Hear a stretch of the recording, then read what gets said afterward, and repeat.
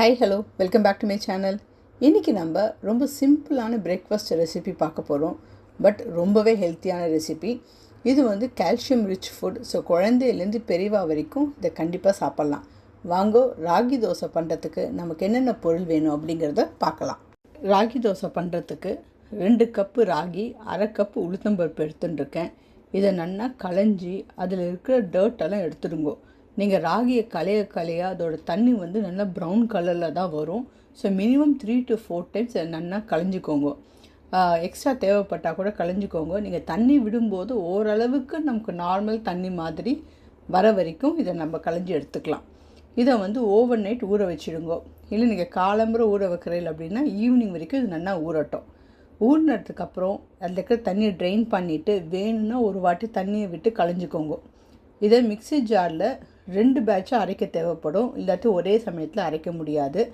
மிக்சியில் சேர்த்துட்டு நம்ம எப்படி தோசை மாவு அரைப்போமோ அதே மாதிரி நல்ல ஃபைன் பேஸ்ட்டாக அரைச்சி எடுத்துக்கோங்க. இந்த ராகி இருக்கிறதுனால கொஞ்சம் உங்களுக்கு அந்த ராகியோட ஸ்கின் வந்து அதை திரியாக தெரிகிற மாதிரி தான் இருக்கும். பட் அது ஓகே, அதனால ஒரு ப்ராப்ளமும் இருக்காது. ஸோ இதை நீங்கள் அரைச்சதை ஒரு பாத்திரத்துக்கு மாற்றிட்டு தேவையான அளவு உப்பையும் சேர்த்து இதை நல்லா மிக்ஸ் பண்ணிவிட்டு ஓவர் நைட்டோ இல்லைன்னா 7 to 8 hours வெளியில் வச்சேன்னா இது நல்லா பொங்கிடும். இப்போ பார்த்தேன்னா நல்லா புளிச்சிருக்கு, நிறைய பபுள்ஸ் வந்திருக்கு பாருங்க.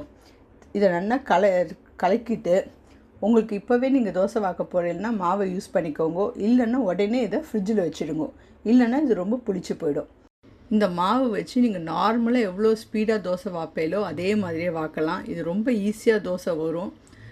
எண்ணெய் வந்து கம்மியாக தான் தேவைப்படும். நார்மல் தோசையை விட இதுக்கு எண்ணெய் கொஞ்சம் கம்மியாக தான் தேவைப்படும். உங்களுக்கு பதமாக வேணும்னாலும் பதமான தோசையை எடுத்துக்கோங்க. இல்லை கிறிஸ்பியான தோசையாகவும் நீங்கள் பண்ணி எடுத்துக்கலாம். இதுக்கு தொட்டுக்க ஒரு காரமான தேங்காய் சட்னியோ இல்லை சாம்பாரோ வச்சு சாப்பிட்டீங்கன்னா ரொம்பவே நல்லாயிருக்கும். ரொம்பவே ஹெல்த்தியான ரெசிபியும் கூட.